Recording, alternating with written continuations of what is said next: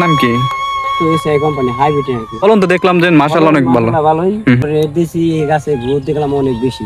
টুকলা যে টিয়াবাটা হয়ে গেছে মানে উড়াই গেছে। গাছের গোড়ায় পোকার আক্রমণের জন্য একটা কীটনাশক দিছিলেন। এক হাত দেড় হাত পাক্কার দেড় হাত আছে। বটবুড়ি ধুন্দুল সিম এগুলো তো তেমন কষ্ট নেই। আমি আমার 1000 টাকা খরচ করছি, প্রথম দিন আমি 600 টাকা বিক্রি করছি আল্লাহ দিলে। এখন আমি মিনিমাম 2 মাস একটা আমি সেল করে যাব একদিন পর পর। 2 মাসে 1 মাস আমার পড়বই। প্রতিদিন যদি আমার 500 করে আসে তাতে আমার 15,000 টাকার মতন আসে দেবো। মানে বটবুড়িতে চালান ছাড়া মানে ব্যবসা। আসসালামু আলাইকুম, আমাদের ইউটিউব চ্যানেল নতুন আরও একটি ভিডিওতে আপনাদের সবাইকে স্বাগতম। তো আজকে হতে যাচ্ছি আমাদের কৃষক রাকিব ভাইয়ের জমিতে, যিনি হইতেছে মালচিং পদ্ধতিতে বটবটি এবং কি ওই ঝিঙ্গা রোপণ করছে। দেন ওই জমিতে যাচ্ছে, ওই জমির কি অবস্থা, কেমন ফলন হলো, A to Z ইনফরমেশন থাকছে আজকের এই ভিডিওতে। তো ভিডিওটা ফুল দেখেন, তাহলে সম্পূর্ণ বিষয় হইতেছে আপনারা বুঝতে পারবেন। আলহামদুলিল্লাহ, আমরা সরাসরি আমাদের কৃষক রাকিব ভাইয়ের জমিতে প্রবেশ করে ফেলছি। আর এইখান থেকে তার বরবটি গাছের চেহারা অসাধারণ এবং কি ফুল ফল সব মিলে মোটামুটি আলহামদুলিল্লাহ। গাছের গ্রোথ এবং কি চেহারা দুইটাই কিন্তু দেখতে পেয়েছেন খুব সুন্দর।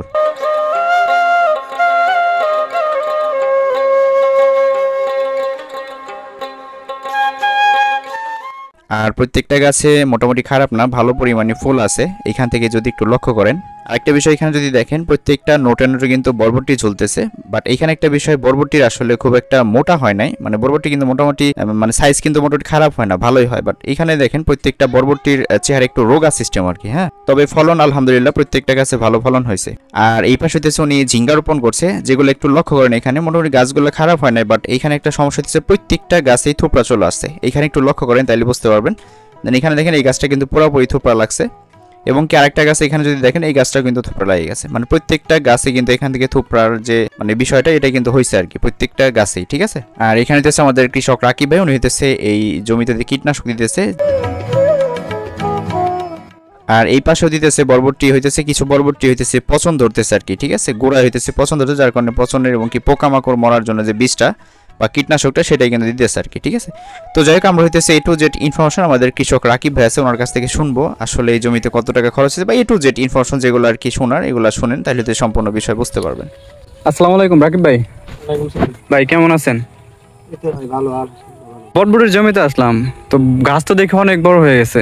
অনেক বড় হয়ে গেছে, বটবুড়ি ধরে গেছে মাশাআল্লাহ, অনেক সুন্দর বটবুড়ি ধরছে। তো গাছের বয়স কিরকম? গাছের বয়স ভাই 2 মাস প্লাস হয়ে গেছে। 2 মাস প্লাস। অরিজিনাল হাইব্রিড নেই তো, আমি গতবার হাইব্রিড লাগাইছিলাম। এবার নরমাল একটা জাত দিছে কি এসআই কোম্পানি নাকি কোম্পানি। এই জাতের নাম কি? তো এসআই কোম্পানি হাইব্রিড নাকি। হাইব্রিড না, এটা নরমাল আর কি, দেশাল জাতের মতো আর কি। তো এটা কি রকম, মানে ফলন তো দেখলাম যে মাশাআল্লাহ অনেক ভালো। ভালোই। হাইব্রিড হলে বাদে গাছে এত বড় না, একবার গোড়ের থেকে ধরতো, মানে এক হাত মোটামুটি তল পড়ছে ধরতো। 35 থেকে 36 দিনে 40 দিনে মানে হারভেস্ট করা। আর 60-65 দিন বয়স হয়ে গেছে। আমি কেবল একদিন খাইছি। আর প্রথম দিনে হারভেস্ট করছি, প্রথম দিন 12 কেজি, মোটামুটি 1% জায়গা হবো, 1 থেকে 2%। দুইটা বেড সর্বোচ্চ 2% জায়গা 12 কেজি উঠাইছি। আজকে মনে হয় যে 15-20 কেজি হইব। আবার পরশু দিন উঠাইছি, আবার আজকে মানে একদিন পর পর লাগে। প্রথম করছি শশা, তারপরে করছিলাম করলা, এবার করলাম বটবুড়ি, এরপর করলাম হলো সিম। আচ্ছা, এই লতা জাতীয় জিনিস করবেন। উপরে দেখে আবার নেটও দিয়ে ফেলাইছেন। উপরে নেট দিয়েছি, গাছে গ্রোথ দেখলাম অনেক বেশি। গত বছর বটবুড়ি লাগাইছিলাম, এত বড় হয় নাই। গত বছর এবার জাংলাও হাই দিয়েছি, তারপরে দেখতেছি একবারে টুপলা যে টিয়াবাটা হয়ে গেছে, মানে উড়াই গেছে গাছ। যাই কয় জাংলাটা আরো 10-15 দিন আগে দিলে বাদে এই কাজটা হতো না। আমি দিছি যে পরশু দিন জাংলাটা দিছি, দেখলাম যে গাছের অবস্থা খারাপ, পরে সেই উপরে দিয়ে দিছি জাংলা।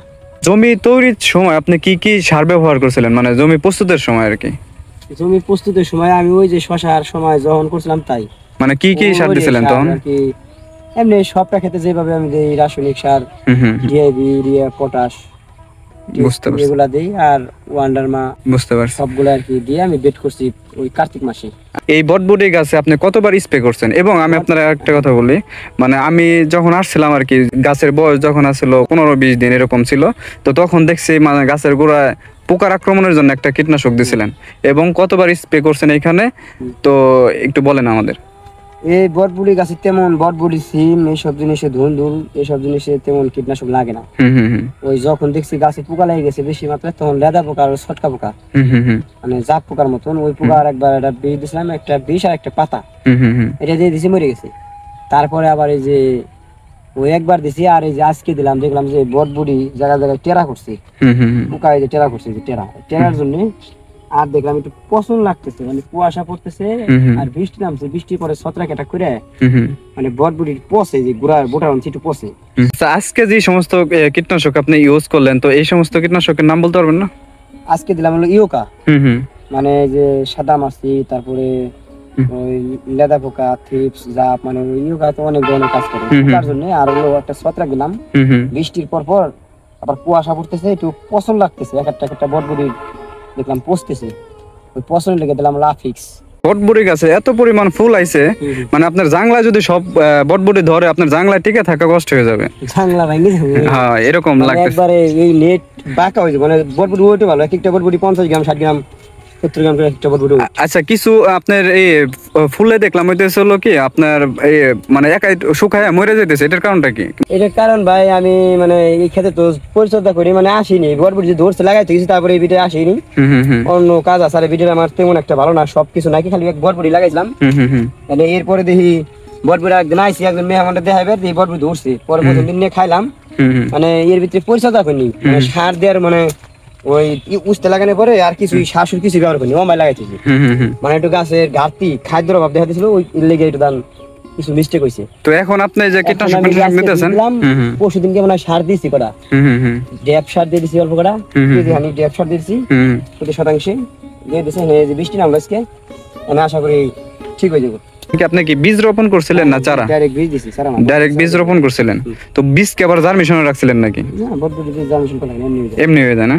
আচ্ছা, আপনার এই বটবুটির বীজ থেকে শুরু করে আজ পর্যন্ত আপনি কত টাকা বিক্রি করছেন এবং কত টাকা খরচ হয়েছে? মানে এটা তো আপনার দ্বিতীয় ধাপ, ঠিক আছে, কত টাকা খরচ হয়েছে? যেহেতু আপনার জাংলার খরচ টরচ এরকম লাগে নাই, মানে জাংলা তো আগে যা হয়েছিল 1003-4 টাকা গেছিল জাংলার জন্য, মানে পুরা আর কি 5% আছে ওদিক দিয়ে, এটা ওটা দিয়ে আর কি 4-5 টাকা লেবার টেবার বাস টাস আর যাবে দিয়ে খরচ গেছে আমার, ওই তখনই গেছে, তারপর কোনো খরচ নাই কি। এরপর আবার করলা খাইছি, ওটা হয়েছে মোটামুটি, খুব একটা ভালো হয় নাকি, মানে উঁচা পিঠে পানি দেওয়ার সিস্টেম নাকি, ওই যা আল্লাহ দিয়েছে তাই আর কি, লস হয় নাকি, লাভ হয়েছে।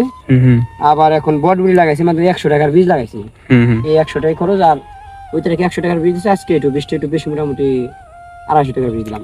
আচ্ছা, এই বট 100 200 মোটামুটি 500-550 টাকা খরচ। আর এই তারিখে এক্সট্রা খরচ করছি, মানে এনে আসলে কট প্রথম অবস্থা আমার জানলাটা, এই কটটা মানে শিয়ালে বা কুকুরে আর কি ঢুকছিল বাগানে, ঢুকে সিরিয়াস হয়ে লেগেছে, পরে জানলাটা একটা লেবার 300 টাকা কন্ট্রাক্ট দিলাম, আর 600 টাকা যে তার দিচ্ছি নিচে, যে তার দেন আমার জানলাটা আবার হার্ড হয়েছে, টান টান, মানে 2টা ফসল নিছি, এনার কি ভালো হয়েছে, 600 আর লম্বিটা 400, 1100 টাকা খরচ হয়েছে না।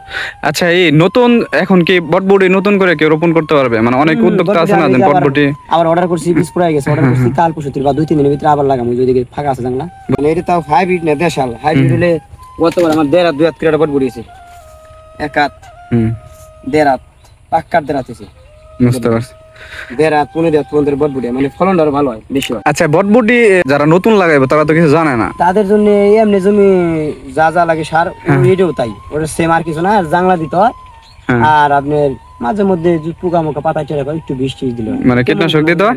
আর এই সেচ দেওয়ার এই শেষ কতদিন পর পর দিতে হয়? লাগে না, এখন তো আষাঢ় মাসে মাঝে মধ্যে বৃষ্টি হইতেই।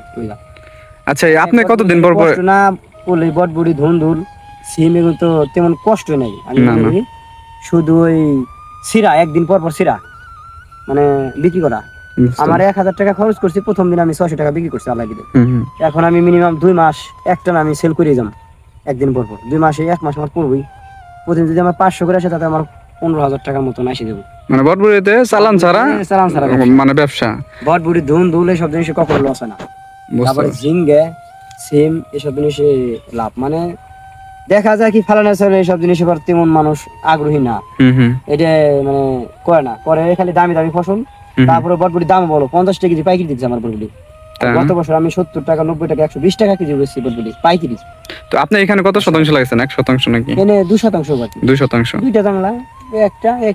আচ্ছা, মিডল পয়েন্টে দেখলাম একটা জাংলা, ওইখানে কি লাগাইছেন? এটা লাগাইছিল ঝিঙ্গে গাছটা দেখতেছি নষ্ট কুকরি বিক্রি ভাব হইতেছে। হ্যাঁ, প্রত্যেকটা গাছে দেখলাম যে কুকরি লাগে গেছে, মানে বৃষ্টি দেয়নি পানি, ঝিঙ্গে গাছে আবার পানি লাগে, বিষ লাগে, এটা আমার পরিচর্যা করা লাগে। ধুন্দুল আবার পরিচর্যা না করলে, কিন্তু ঝিঙ্গে আবার পরিচর্যা করতে হয়। ঝিঙ্গে আপনার থুপরা যে লাগছে, ঠিক আছে, তো এটার জন্য আপনি কি ব্যবহার করতেছেন? থুপরা জন্য হ্যাঁ থুপরা জন্য অনেক দামি দামি বিষ আছে অনেক পদ্ধতি, এতগুলো আমি দিব না। হ্যাঁ এই বরবটিতে যা দিলাম মরিয়ে দিয়ে দিছি, এতেই ঠিক হয়ে যাবে। বৃষ্টি বৃষ্টি নামলে একাই ঠিক হয়ে যাবে। আচ্ছা, বৃষ্টিতে কি কোনো ক্ষতি করে এরকম গাছের? বৃষ্টিতে এসব গাছে কোনো ক্ষতি নেই, কিন্তু যদি বেশি পরিমাণে অতিরিক্ত বৃষ্টি হয় তাহলে তো গোড়ায় পানি বাঁধলে মরে যাবো এরকম, কিন্তু পানি বাঁচবো না। ওই সাইডে আমার পানি ড্রেনের অবস্থা ভালো আছে। আচ্ছা, এই আপনার এই জমিতে দেখলাম হইতেছে হলো স্যাঁতস্যাঁতে ভাব আছে আর কি, মানে ভিজা ভিজা। একটু বৃষ্টি নামছে, মানে রস সবসময় থাকে, দোআঁশ মাটি তো। আচ্ছা, ঝিঙ্গের বয়স কিরকম হয়েছে এখন? 20-25 দিন হয়েছে। ধরবে কতদিনে আর কি? ধরে এটা মোটামুটি 35 থেকে 40 দিন, 35-40 দিনে হারভেস্ট করা যায়। বটবুটির জীবনকাল কতদিন? বটবটির জীবনকাল দেশালটা মিনিমাম তো 4 মাস যাইবই, হাইব্রিড 3 মাস। মানে এটা আপনার দেশাল, এটা আপনার 4-5 মাস যায়। গাছ থেকে অনেক দিন, কিন্তু ওই গাছের ফল শেপ সাইজ ছোট হয়ে যায়, তখন মানে মাইরে ফেলা আবার নতুন করে কিনি। যাই হোক ভাই, আপনার এখান থেকে আপনার 1-1.5 হাজার টাকার মতো খরচ হয়েছে, তো আপনি বিক্রি 1100 টাকা খরচ হয়েছে। 600 টাকা বিক্রি করছি, কালকে আমার ওটা উঠেও বাইছে দিব টাকা আল্লাহ। তো যাই হোক, এই জমির পরবর্তীতে আপনার কতটুকু কেমনে কি হয় এটা পরবর্তীতে আমরা দিয়ে দেব। হ্যাঁ, যাই হোক ভাই, ভালো থাকেন, আসসালামু আলাইকুম। তো যাই হোক, A to Z ইনফরমেশন আমাদের কৃষক রাকিব ভাইয়ের কাছ থেকে শুনতে পাইলেন। তার পরবর্তী আপনাদের যদি কোনো কিছু জানার থাকে সেই ক্ষেত্রে অবশ্যই এই ভিডিওর কমেন্ট বক্সে কমেন্টস করবেন। তো এইখানে একটা বিষয় আমি ক্লিয়ার করি, কৃষিকাজ হইতেছে ভাই কষ্ট করতে হবে, পরিশ্রম করতে হবে, যার উপর নির্ভর করিতেছে আপনার যে ফলন সেটা কিন্তু হবে। তারপর হইতেছে আপনাদের মানে পরিশ্রম তো মাস্ট বি করতে হবে। আর একটা বিষয় আমি এখানে ক্লিয়ার করি, একটা বিষয় করার আগে অবশ্যই একটু ভেবে চিন্তে করবেন, কেননা এগুলা কিন্তু টাকার খেলা। মানে একটা প্রজেক্ট হাতে নিলে এটা কিন্তু মোটামুটি ভালো পরিমাণ কস্ট, মানে টাকা কিন্তু খরচ হয়ে যায়। সেক্ষেত্রে অবশ্যই এখানে কষ্টের যে পরিমাণ একটু বেশি, কেননা নর্মালি যারা করে, যেমন এইখানে দেখেন সনাতন পদ্ধতি যে ইয়াগুলো আছে, এগুলোর চাইতে মোটামুটি এগুলার যে ইয়াটা মানে খরচটা, এটা কিন্তু ব্যয়বহুল খরচ বলতে গেলে, ঠিক আছে। সেই ক্ষেত্রে আমরা নর্মালি যারা কৃষিকাজ মানে সনাতন পদ্ধতির কৃষিকাজ যারা হইতেছে এগুলো করি, আমরা যদি ফলন নাও হয় সেক্ষেত্রে কিন্তু আসলে আমাদের কোনো আফসোস নাই। বাট এইখানে যে বিষয়টা, কারণ এইখানে হইতেছে আমাদের মালচিং কিনতে হয়, প্রতি মিটার মালচিং এর দাম মেবি 11 টাকা নাকি 12 টাকা এরকম আর কি। দেন তারপর হইতেছে বেড করতে হয়, মানে A to Z যে বিষয়গুলো আছে একটু পরিশ্রম অনেকটাই বেশি পড়ে যায়। সেক্ষেত্রে অবশ্যই ভেবে চিন্তে তারপর হইতেছে এই কাজগুলো করবেন আর কি, ঠিক আছে। তো যাই হোক, এই ছিল আমাদের আজকের ভিডিও। দেন এই জমির পরবর্তী পার্ট এবং কি আমাদের চ্যানেলের পরবর্তী ভিডিও দেখার জন্য সবাইকে আমন্ত্রণ রইল। আর অবশ্যই ফেসবুক থেকে যদি ভিডিওটা দেখে থাকেন সেই ক্ষেত্রে অবশ্যই আমাদের ফেসবুক পেজটা ফলো করে আমাদের সঙ্গেই থাকবেন। ভালো থাকবেন সবাই, আল্লাহ হাফিজ।